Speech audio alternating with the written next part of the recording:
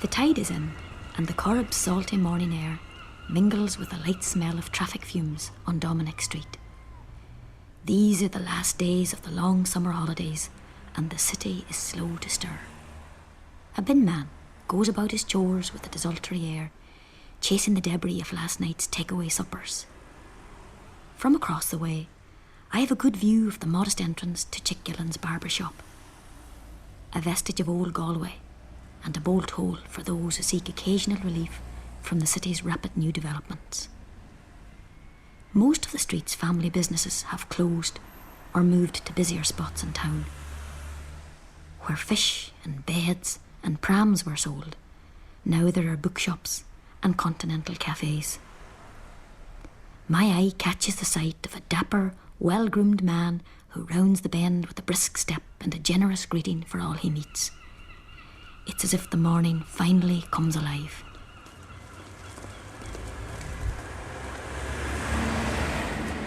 Mine's my office. Oh yeah.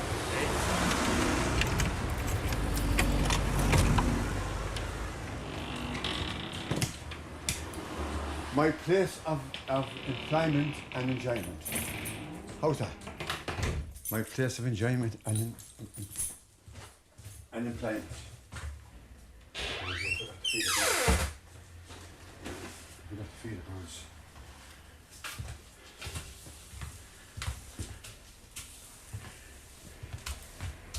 The start of another day. Isn't it great to get up? And go out there around that. Nino's pay for the fresh air before you come up. You wouldn't get it for. And they talk about their old behinds. So we have behinds. My routine is get up, have a very good breakfast, and then head off. Go in there for a 2-minute mass into the Dominicans, and then head off out for a good walk out as far as the new treatment plant. Go all around there, beautiful. All the strange ducks. I have a great interest in birds. Yeah, and I'm looking forward now to see the pintails coming, and the teal, and the widgeon from crossover. They come from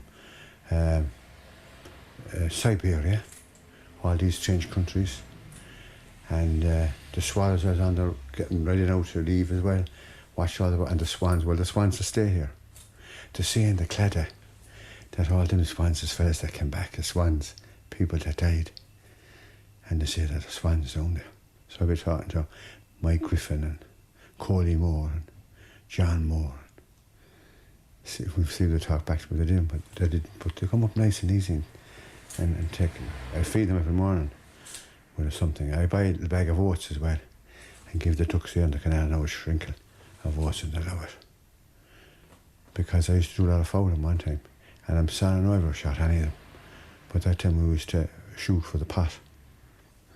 And there was a clutch of hens born the same time that I was born. And I started going around with them. And I used to be carrying them around and to follow me. And I'd be giving them a little bit of bread out of a tune and all that. They're always around me. And I was about 5 or 6 before I opened my mouth. And the first word I said was, cock-a-doodle-doo! And so they used to call me the chicken.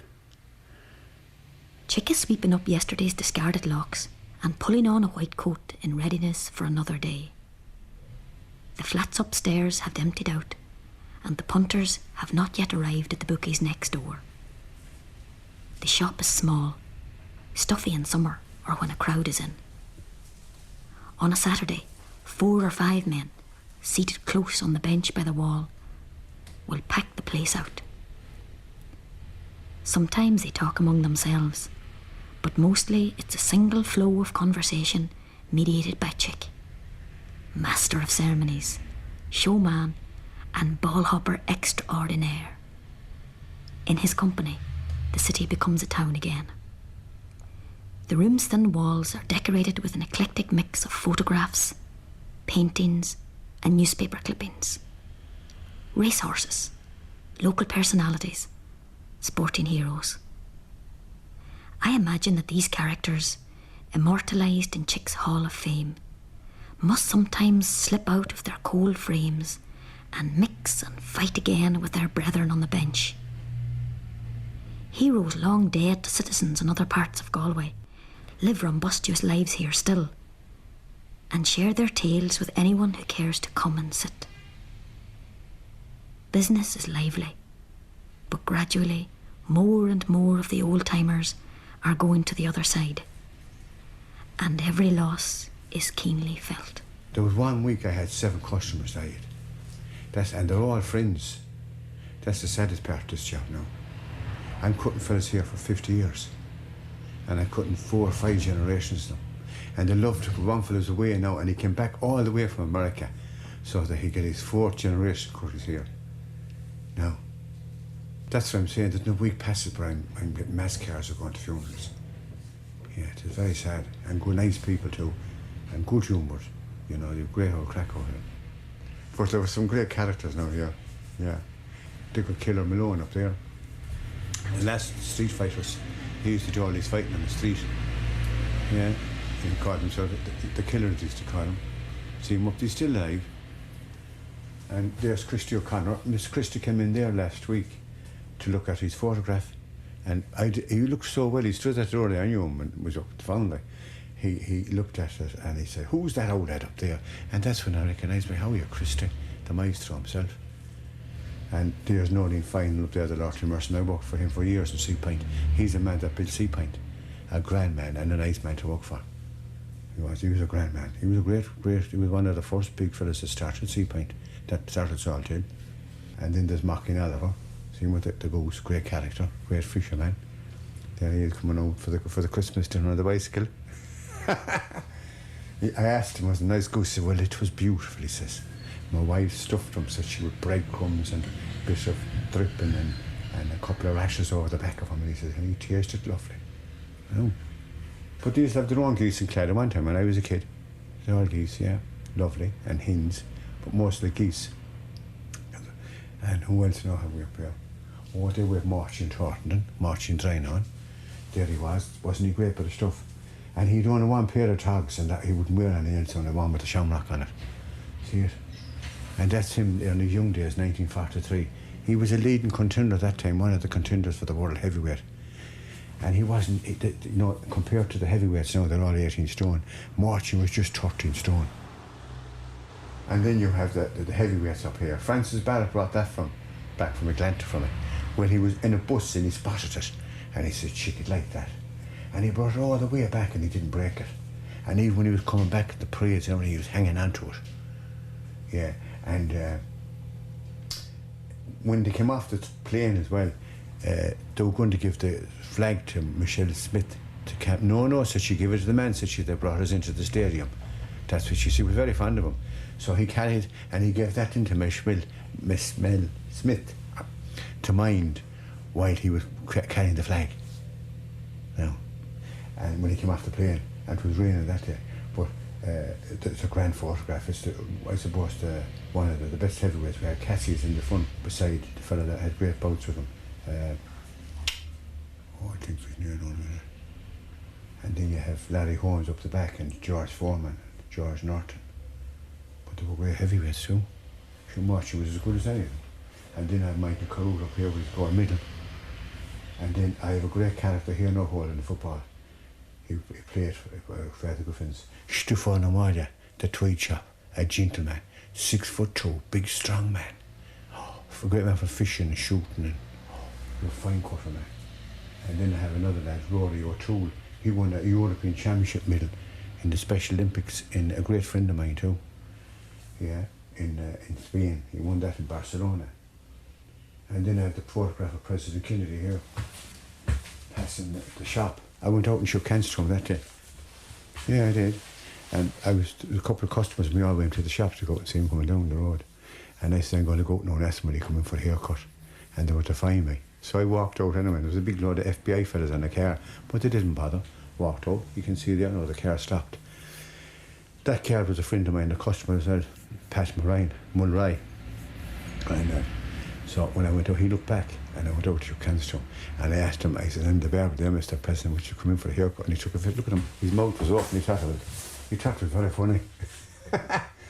But I didn't say any more. You know, I was delighted to shake hands to him. That was me there now.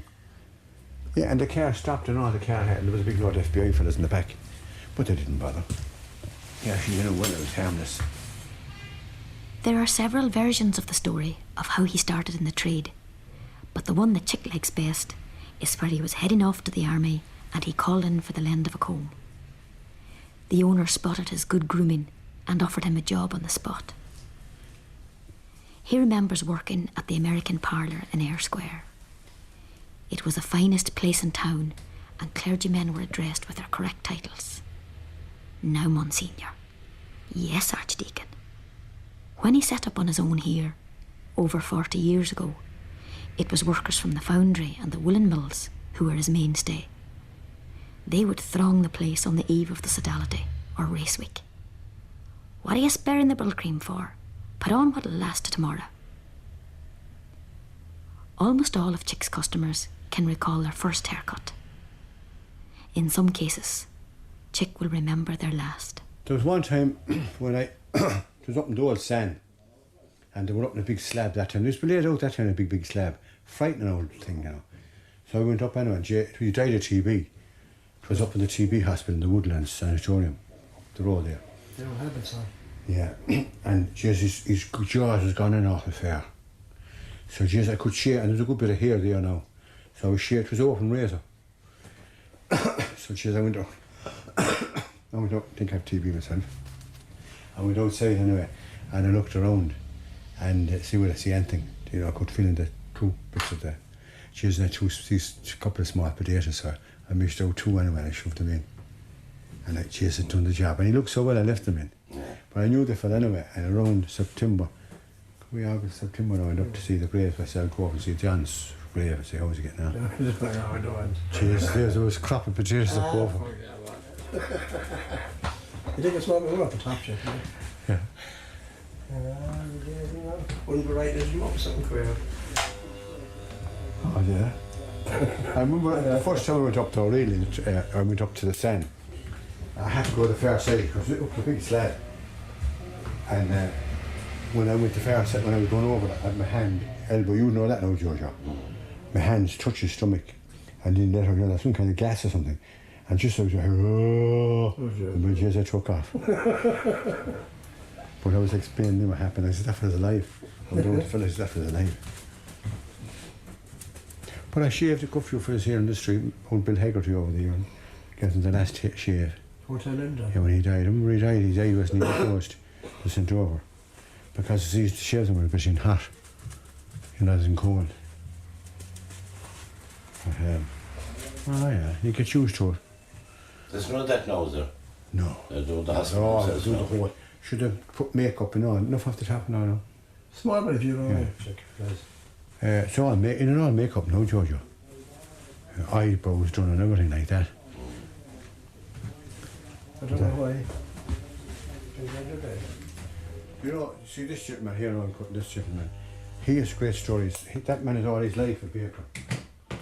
And he's seen great changes. Both the loaf and the pan loaf and the sure. Were you there the time the brown bread? The time the sliced loaf came to Galway in the 50s? No, the brown bread, the stuff that they nearly poison you during the war years, into the war years. I know. I'm not back that far now. Jesus. It was very bad. A funny thing, 42 I'm was not born. exaggerating. At the time that was going out, everybody broke out in a rash. Like, it was scratching all the time from that loaf. Exactly. You heard of it? I heard of it. Oh, Jesus. What were they making with it? Oh, sure. Sawdust. And they could find I'm sure. Oh, it was very bad. It was coming into the war. It was awful bad. Oh, jeez, you got brown, nearly black. But you must see great change in your business. Oh, sure. That time it was all hard labour. In the 50s, the sliced pan came to town. There was queues outside the Leiden shop. Jesus, the bread was cutting off for us. Right. Honestly, out of the scarf throat. Yeah. Oh, crazy. But everybody used to make their own bread. Oh, sure, that tight you wouldn't see Oh, it. the brown bread, the the soda bread. Yeah. I always eat the brown And the bread. dice that time, she just Christ, they did the word of cabbage and turnips.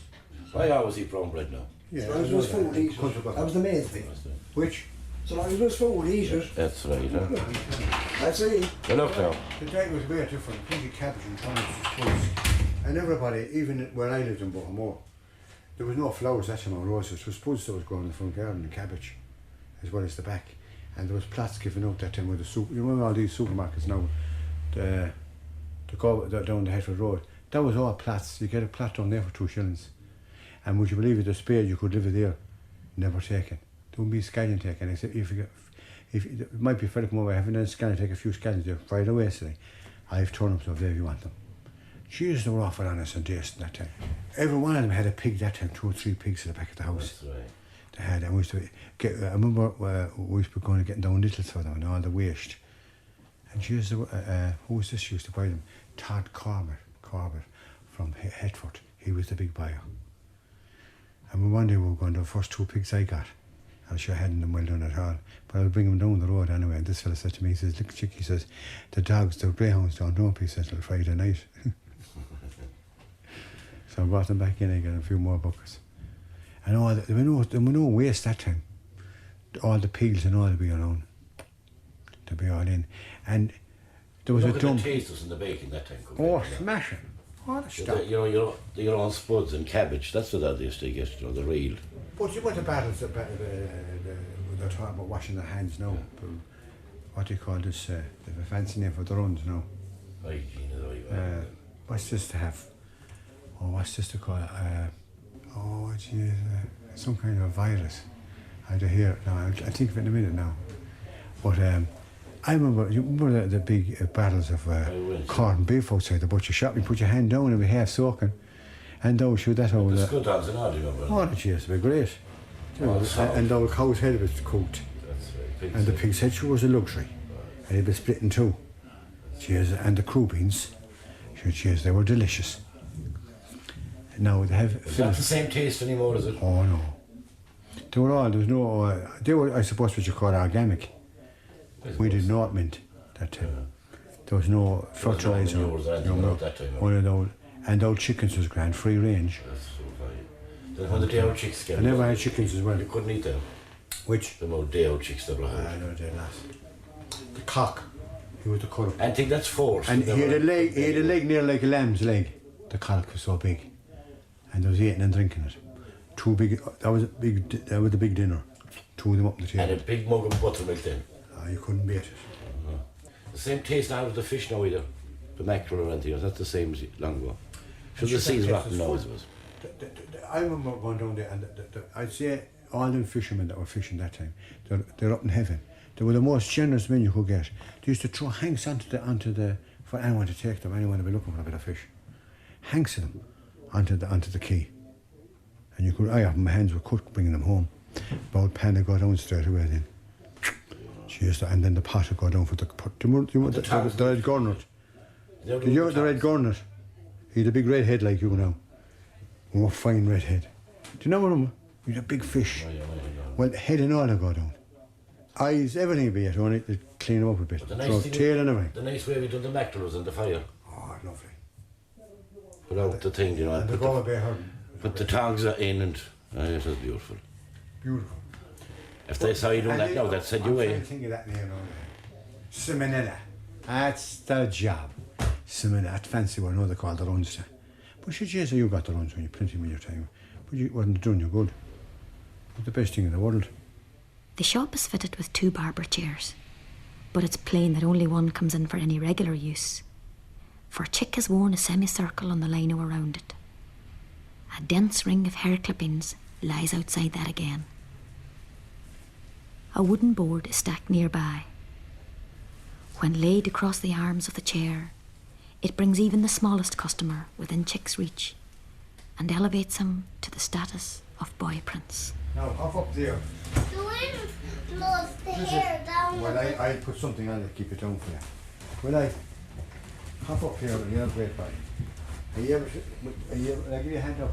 I think so. No, give it there. They love doing this, kids. 1, 2, up to daisy. Much love well at the clean. I'm telling you. Well, that's much happening. Not an awful lot after, but at the front, you know, if you take a bit off the front mostly, you know. And as little as possible after that, but it gives it a shape, you know, if you can. Yeah. I take a bit of the high stuff. Okay. I know. And you great pie. In the mirror. Aye. We're all in the mirror. There is. Aren't we? Oh, in the mirror, have we? Yeah. Oh. Are you going to school? Yeah. It's true, you know. Yeah. What age are you? 3.5. 3.5. God, good man. God, you're big for your age. You like cutting your hair, no? No, yeah. Yeah. And you learning a song at school? Yeah. What song do you learn? Incy Spider. What do you got? Incy Is Spider. that right? Yeah. You're going to sing it? Sometimes in preschool they sing it. That's good. No, not preschool. Not preschool. Preschool. Oh, yes, all right. He thinks you're more advanced in preschool. Oh, you're in the high degree. You're I'd say you're a scholar. Round this way out, Master. What's your first name? We didn't tell you. What's your first name? Owen. Owen. Yeah. God, that's a nice name, Joe. What are your name? Owen Finn. Oh. You're a great pie. Are you going to sing the song? But why have you sink? Sing. Wash your hair. You don't wash your hands, heavy. Oh, I do. Evie. And wash my face as well. Now, more How? than you do. How do you? How do I do? See that? I just scout that up with me. But will you clean the hair up off the ground I when you're closing? All right. The others do that. Oh, Albert. Yeah. And push it out then. And then you put it in the bin. In the bin. Out the bin. And then I just sing a song when it goes into the bin. My old man's a dustbin. I don't know that song.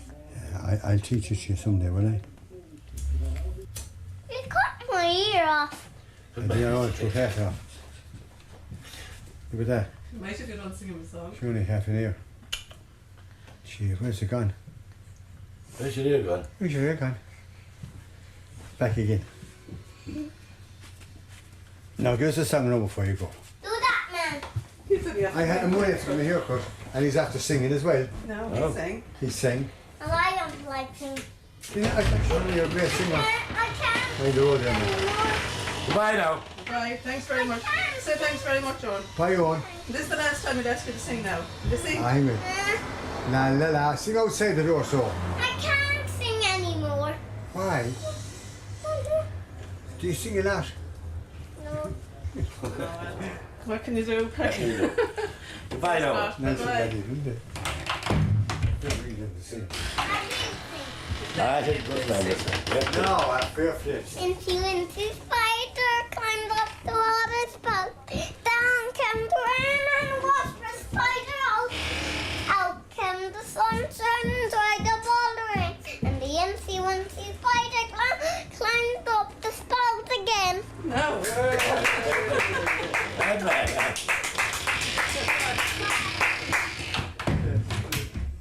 The fairs long ago were great, old crap. There was a fair in Derry, one in Spiddle, one in Mem Cross, one in Kilkerran, Clifton. They were great hearted. But now it's all business now with the marts. They'd barely talk to you there now. Before, when you buy a beach, you're going for a mineral or a drink or something. If you bought 10, you're going 10 times. Now you could buy all this there and you wouldn't be asked, you know. The May Fair there was a big May Fair here. We used to get off from school as well, the 2 days. But they'd be down here as well, the cattle. They'd be all over the place. And the farmers that time wanted to give you about tuppence to mind the cattle. They'd be all stuff, wherever by the time they walked in, they were shagged. And you would hold them in there, you might have 2 or 3. There was no sense, there's a big flock of them now. And there'd be hundreds of farmers and they'd go off with their pint. And they give you tuppence. Jeez, it was great, we get old tuppence. We loved doing it, holding them back. You thought you were somebody. And then the Hassia was a great day, and the jobbing up and down and riding them and looking at them. Jeez, they were great days. And the first time I went to the races with his lot of I said, no, that's his young brother now, Mike Lincoln, that trains the horse around here. It was a sidecar, you know the sidecar? And I sat under the axle. He knew I was there, but he didn't say anything. And I hung off all the way up to Barber. I said I was about 5 years of age. And waiting for him to come down again then. And a lot of them would pull up and say, you know, something had happened. But there'd be a whole trail of sidecars going up. Jeez, it was great. And you know, I never seen a bad day. It was always good. And then the dogs that night, they'd go to the dogs, they'd be up the square and say, dogs, Salt Hill of the dogs. Salt Hill of the dogs. They were going out all night. Oh, jeez, there were some great days. Helicopters, they were going out there now? Helicopters. And the days were great. And be walking all the crowd, they wouldn't bother. There was no cars that time hardly. They'd be on them old charcoal. You know, the whole kind of shit. And jeez, they'd shooting like hell. But there'd be crowds going up, like if they're going to Crow Park, off up the Galway races. And there'd be thousands outside. And there'd be 2 big marquees. And then there'd be a couple of marquees of teas and sandwiches, and good sandwiches too. Jeez, you get a good lump of great meat in the middle of it. There was fabulous entertainment that time of the races outside. There was all sort of business gambling inside. But there was fellas there lying down and breaking bottles and sitting on bottles and throwing out frames. And other fellas, there was one fella tumbling about it. Now, he'd be a grandfather, that boxer lad, Francis. He'd be balancing a cartwheel, the big cartwheel on his chin, and breaking stones on their chest. Jesus, it was great. And sticking needles in them, sticking needles here and things. And there were great accordion players and great singers. Did you ever hear about one of the old reserves? True. Huh? Sure, I came up from the country, and I came up from the land. I came up on my uniform when I heard the call to arms. I wanted to be a soldier boy, for I really loved the game. But when I got the uniform, it's then that I became, one of the old reserves, one of the old reserves. Up to the Curragh I was sent, where I had to pay no rent. But when the colonel saw me, he said that I deserved 3 pints a day and extra pay for one of the old reserves. Oh, the first night in an army bed, a funny thing happened to me. I creep along my pillow came the old pal, Mr. Flea. He ducked his head, ran under the sheet and called upon his gang. They marched along and formed a line, and this is what they sang. Oh, we're all of the old reserves, all of the old reserves. I've been through Belgium and through France, and I can fairly sing and dance. They surely shook the army, they surely fought their nerve, but the sweetest spice I ever got was one of the old reserves. Oh, one evening in the dining hall, my old pal said to me, I wonder what is wrong with him, they're giving us eggs for tea. Oh, I passed this rude remark, I really cannot tell, but when I opened up the egg, it's then I got the smell. Oh, it was one of the old reserves, one of the old reserves. To eat that egg, I did my best. It nearly paralysed my chest. A man who'd eat an egg like that, he surely would deserve 3 pints a day and extra pay for one of the old reserves.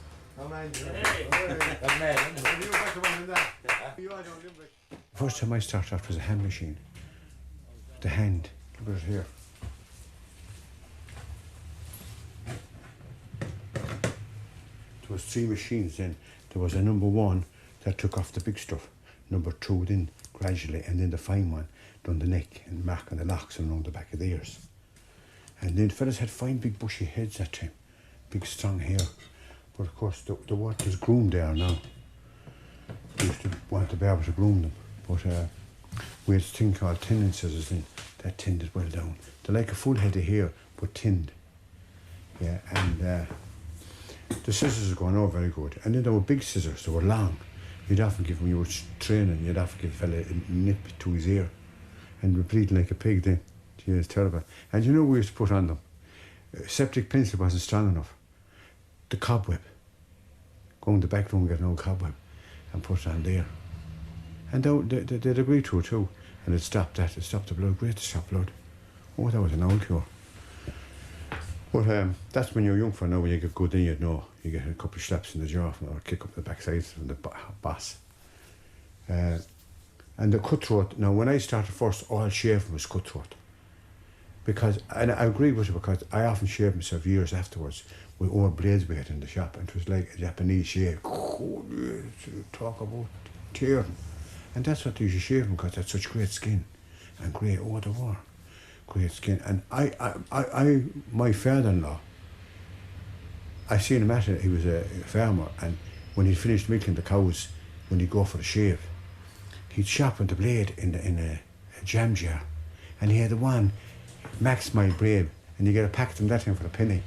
He had a whole year he knocked over the blade, and I was often looking at him now, and when I was at the business, I'd be looking at Jesus, sharpening the blade, and I seen him at it. But it was all open razor when I started first, and there was some great men at the shaving. Barbers now, they were great. The units couldn't do it now, because it took a lot of practice, and then there were tough beards. A fair day now, you get fellas in here, wow. And the cattle dealers, they come in for the shave and hot towel now before they head off after buying. The fairs used to come down here now, cows, cattle, all over the town. But I worked in Grandson of the Square as well. That was a great place, great shop. But it was all shaving. And race week, you wouldn't do a cut fellas here. They'd be queuing up for shaves. They wouldn't shave. They wouldn't bring their own razor, because they'd have their old shakes as well. And you'd often see that time fellas now shave themselves Sunday mass, and they had bits of paper here and there stopping blood. And the last thing you do is get an old blade. They're trying to knock his lung out of the old blade. The Max Smile.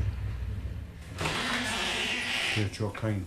Joe Kine was the longest. They're trying to stop the crowd coming into you. Hey, how's it going? Is he looking well? Good. They get to the top.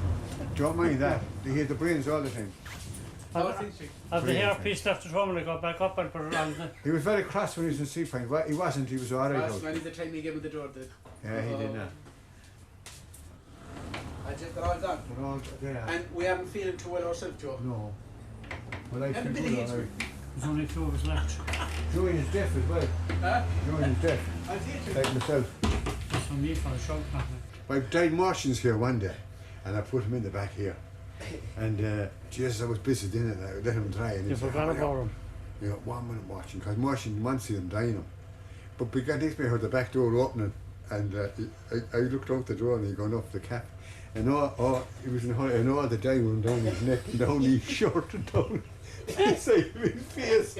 And then he wiped it, and his ears was black, and I'm like, he never, because there was no mirror in the back room. And he went off up the street with his cap on, he didn't have 2 days. He was a gas man. But anytime there was a match on, he'd always go up to O'Malley's for his underwear. That's all he'd get, he'd have suiting him, and he'd change his underwear. And he'd come out, didn't matter who'd be on, he'd be shadow boxer, you know, and in his underwear, when he was a gas ticket.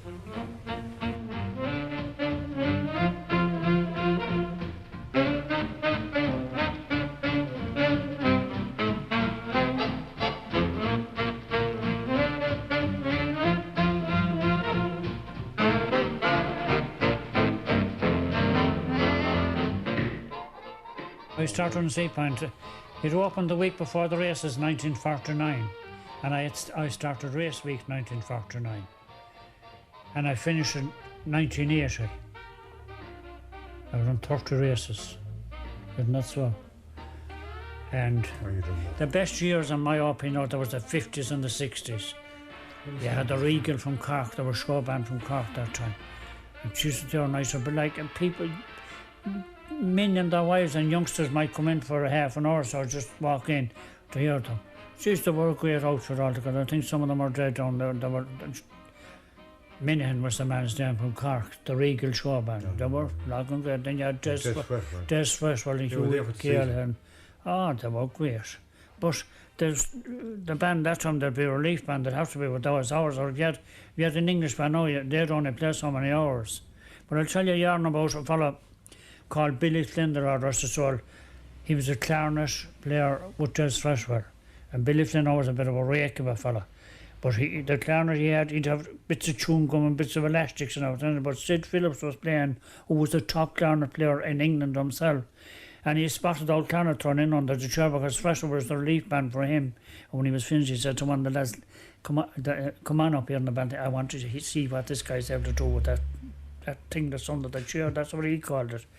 Billy and Ann were dropping turning us back. The corner was putting bits of chewing gum here and bits of elastics and everything. When your man heard him, he came down and offered him a job. He said, if you can't knock music out that, what would you do with a good clarinet? That's true. That's no lie. Sid Phillips was the band leader. The way they used to enjoy the dances that time. Now, I go all over the country now between the old boxing and here, and I go down the old country. And there's a place I meet a fella, how you chick, you don't know me. God with sight pint. Did we enjoy ourselves? And the kids don't know what they're missing out today. But like that, Lynch used to come then, but you'd always get a new contingent of new dancers in race night. They'd be after learning that 6 weeks or 7 weeks. And I'd say that there was fellas from the country, farmers, they were immaculate coming. They'd have their white shirt and St. Patrick's Night or something. yeah, and they'd have that's St. Patrick's Night, and they'd have beautiful shoes, polished, extra pair of shoes with them. And the bicycles now, and they would dust themselves before they go in. And by God, they could turn in a saucer. You'd stand to look at them dancing. Now I had 2 left feet myself, but I used to watch these. They were like, talk about Freddie Astaire. They used to have a bicycle park outside. They put the one on the crossbar, the bike and bring her home. There were cars. I've seen them cycling. I know them, Tonnig, you know, they're dead, all these from Headford's a great place for coming up. And Bobby Newell, they cycled up there. You know, and they loved the dancing. There were great bands too, they were great musicians. They all had to read. They were just going up and they were old. They had just bang, bang, bang, baby. They would, like these bands, you know, you have bang, bang, baby. She walked to the stair.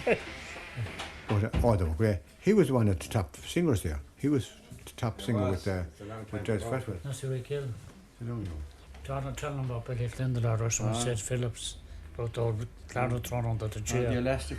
Yeah. And the chewing gum. Sid Phillips was impressed with his playing, and he said to him, would you like to use my instrument afterwards? That was a great compliment, and Billy played like a bomb. Sid turned on to Billy then and he said, could I play yours? I'm afraid you couldn't, he said. Why? He said, it was a special make. He said, it's an elastophone. Never heard of that make, he said. Well, he said, it's held together by elastic bands and stamps. This is just about the way we were. It's a very appropriate song for the occasion. Going back on the old days. So this is it, and do my best. Memories light the corners of my mind. Misty watercolor memories of the way we were. Scattered pictures of the smiles we left behind, smiles we gave to one another, of the way we were. Could it be that it was all so simple then? Or has time rewritten every line? If we had the chance to do it all again, tell me, would we, could we? Memories are so beautiful, and yet... You can't buy memories like that. Like the young people today, they won't have the memories we had. Like, you know, and the characters that were around. Joe will tell you that. I wouldn't like to start my life now. No, I wouldn't like to be in that category at all. I prefer to where I'm my age now, because I don't think that we'd be able to go up. There's no law, there's no nothing. So it's the laughter we will remember whenever we remember the way we were,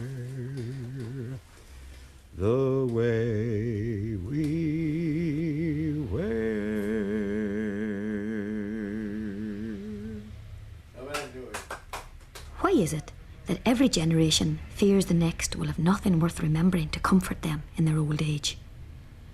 They need not worry, because as surely as these legends of old Galway inhabit Chick Gillen's, he too will live on in the stories of another generation of the city's sons. And who knows which of them will frame Chick's picture and place it in his Hall of Fame. I'd like St. Patrick's Band to play me into the graveyard. And Giorgio, I'd like him to be properly dressed like any undertaker, tall hat on. And the blacks, they're great for funerals. These jazz singers. I'd love to have one of them funerals, except I wouldn't like jazz. I'm not too fond of it. But I'd like a hearse now if it could possible. Horse drawn, because I'm very fond of horses. 2 Connemara ponies under them. And Giorgio, properly dressed as an undertaker. I like the silk hat on him, out in front with the sash. And some other fella driving him with white gloves. And a band, the St. Patrick's Band, they're my favourite brass band. Them with the crowd know St. Patrick's up near the railway station. They're a great band, because I knew a lot of them, I knew the old timers. And playing a couple of old marches, when Johnny come marching home, hooray, hooray, and then they could, of course, they could change the word when Johnny could take it up. Go now.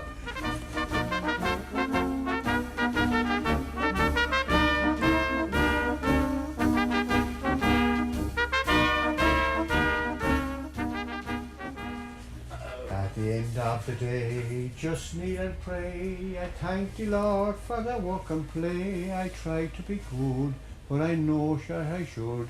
That's the end of the day. Look, I'll give you a blow of the horn before I go.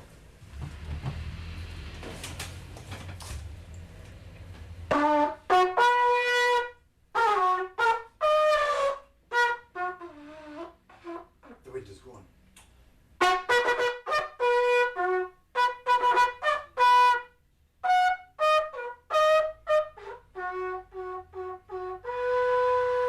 You can do it, all right. Last post I learned, because you can do it.